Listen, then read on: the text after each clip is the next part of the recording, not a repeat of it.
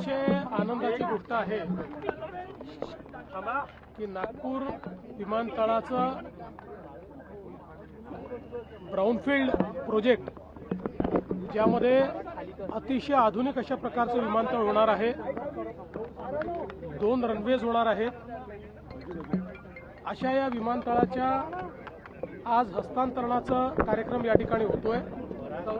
देशाचे माननीय प्रधानमंत्री नरेंद्र मोदीजी आणि एव्हिएशन मिनिस्टर राजूजी यांचे मी मनापासून आभार मानेन।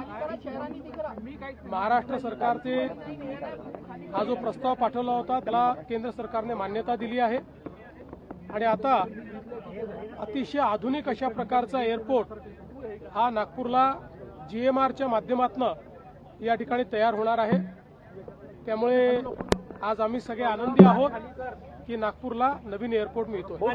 समृद्धीनंतर हा एअरपोर्ट सगळ्यात महत्त्वाचा विदर्भाच्या दृष्टीने असणार आहे। मुळातच आपल्याला कल्पना आहे की आपण जो कार्गो हबचा प्रोजेक्ट इतके वर्ष करत होतो त्याच्यामध्ये एअरपोर्ट हा सगळ्यात महत्त्वाचा घटक होता, पण तोच मागे राहिला होता।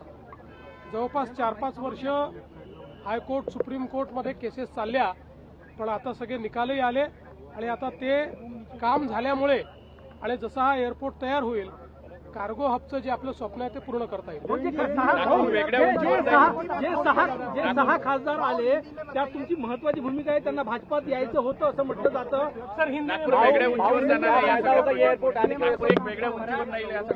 निश्चितपणे नागपूर मला असं वाटतं की मध्य भारताचं एक प्रमुख एअरपोर्ट म्हणून आता नागपूर एअरपोर्टकडे पाहिलं जाईल।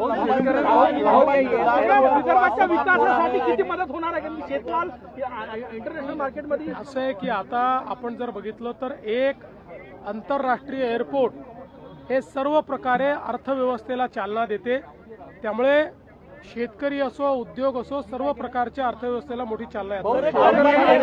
एक लंबा इंतजार अभी समाप्त हो रहा है नागपुर एयरपोर्ट को लेकर, आप लगातार इसको प्रयत्नशील थे, कैसे देखते हैं कि आज बहुत ही हर्ष की बात है, प्रधानमंत्री नरेंद्र मोदी जी के नेतृत्व में नागपुर एयरपोर्ट का आज हम हस्तांतरण GMR को कर रहे हैं और एक बहुत ही अच्छा आधुनिक इस प्रकार का एयरपोर्ट यहाँ पर तैयार हो रहा है।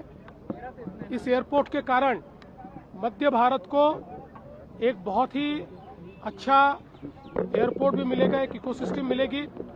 कार्गो हब का जो हमारा सपना है वो भी यहाँ पर पूरा होगा और निश्चित रूप से मैं ऐसा मानता हूँ कि इससे आर्थिक विकास में बहुत बड़ी मदत होगी। शरद पवार म्हणाले एकही खासदार आमचा फुटणार नाही। शरद पवार ऑपरेशन टायगर नंतर तुळवातुळवीची भाषा होते। संजय राऊतांनी देवेंद्र भारतींना पत्र पाठवलं आहे की माझ्या घर बॉम्बने उडवून देण्याची धमकी दिली जात आहे। दीना पाटील कोणाचंही घर बॉम्बने आम्ही उडवू देणार नाही आणि पोकळ धमक्यांना कोणी घाबरूही नये आणि कोणी धमक्या देत असेल तर त्याला पोलीस योग्य उत्तर देतील।